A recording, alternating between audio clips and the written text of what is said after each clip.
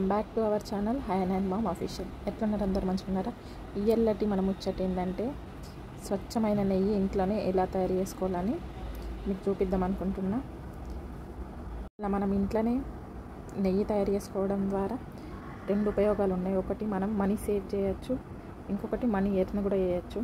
ఎక్కువ క్వాంటిటీలో అయితే ఎవరికన్నా ఊళ్ళే అమ్ముకొని మనీ ఎర్న్ కూడా చేయొచ్చు.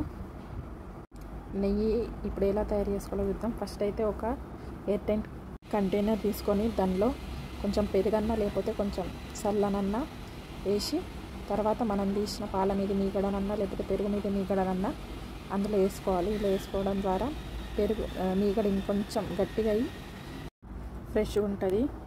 మనం మీగడ ఎప్పుడైతే తీసుడు స్టార్ట్ చేస్తామో ఆ రోజు మాత్రమే కింద చల్ల కానీ పెరుగు కానీ వేసుకోవాలి. ఇట్లా రోజు మీగడ తీసుకొని పెట్టుకొని దాన్ని డీప్ ఫ్రిడ్జ్లో మాత్రమే స్టోర్ చేసుకోవాలి. ఇక్కడనైతే 7 days ఇది మీగడ మొత్తం 7 రోజులకైతే ఇక్కడ ఇంత మీగడ వచ్చింది. ఇప్పుడు ఈ మీగడను మిక్సీ జార్లోకి తీసుకొని నీళ్ళేం పోయకుండా అట్నే ఫస్ట్ ఒక 2 minutes మిక్సీ పట్టుకోవాలి. దీనికోసం చల్లటి నీళ్ళు అయితే తీసుకోవాలి. ఇప్పుడు ఎండాకాలం కాబట్టి చల్లటి నీళ్ళు తీసుకుంటున్నాం. చలికాలం వర్షాకాలం అయితే నార్మల్ వాటర్తోనే చేసుకోవచ్చు. ఇక్కడైతే ఫస్ట్ మనం తీసుకున్న మీగడని మంచిగా ఒక 2 minutes దాకా మిక్సీ పట్టుకోవాలి.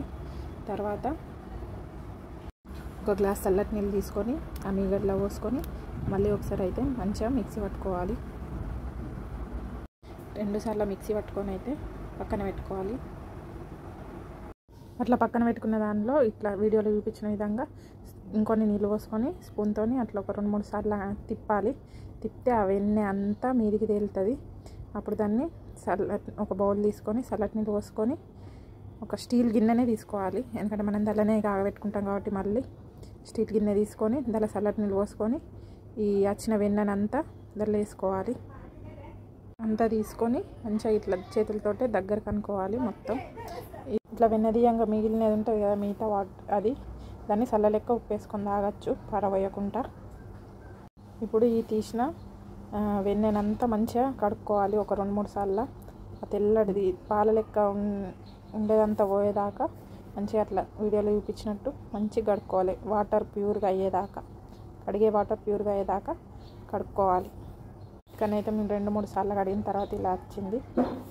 తర్వాత దాన్ని సిమ్లో పెట్టుకొని స్టవ్ వేడి చేసుకోవాలి. ఒక 2 minutes హైలో పెట్టి తర్వాత సిమ్లో పెట్టి మంచిగా మొత్తం వెన్నె మొత్తం కరిగి నెయ్యిలాగా మారేదాకా ఒక 10 minutes దాకా అట్లనే సిమ్లో మసల పెట్టుకోవాలి. 10 minutes సిమ్లో ఇట్లా మసల పెట్టుకున్న తర్వాతనైతే నెయ్యి అయితే తయారైంది. ఇప్పుడు దీన్ని మంచిగా వడపోసుకోవాలి. చూసిరా కలర్ కూడా ఎట్లా చేంజ్ అయిందో. ఇట్లా కలర్ చేంజ్ అయ్యేదాకా మసల పెట్టుకోవాలి.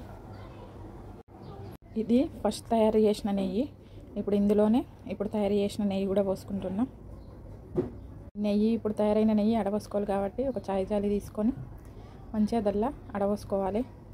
స్టీల్ గిన్నెలోకి స్టీల్ డబ్బాలోకి అడపోసుకున్న తర్వాత ఒక చెంచా తీసుకొని మొత్తం అది అంతా వేస్టేజ్లో మొత్తం ఉంటుంది కదా అదంతా ఇట్లా చెంచాతో ప్రెస్ చేసుకుంటే మొత్తం మిగతా నెయ్యి కూడా కిందికి పడిపోతుంది. లేకపోతే అట్నే పెట్టిన ఒక 5 minutes తర్వాత కూడా అది మొత్తం నెయ్యి చుక్క చుక్క కిందికి పడిపోతుంది. మొత్తం నెయ్యి అయితే డబ్బాలకు అయి పడిపోతుంది.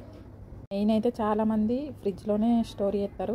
ఇట్లా మనం బయట స్టోర్ చేస్తే ఖరాబ్ అవుతుందో ఏమో అయితే అనుకుంటారు. బయట పెట్టుకునే వాళ్ళకైతే నెయ్యి మసలు పెట్టేటప్పుడే యాలకులు కానీ తులసాకు కానీ వేసుకొని మసలు పెట్టుకుంటే ఆ నెయ్యి చాలా రోజుల వరకు ఫ్రెష్గా ఉంటుంది. ఈ టిప్ ఫాలో కావండి. నేనైతే ఇలా ఇంట్లోనే నెయ్యి తయారు చేసుకుంటాను.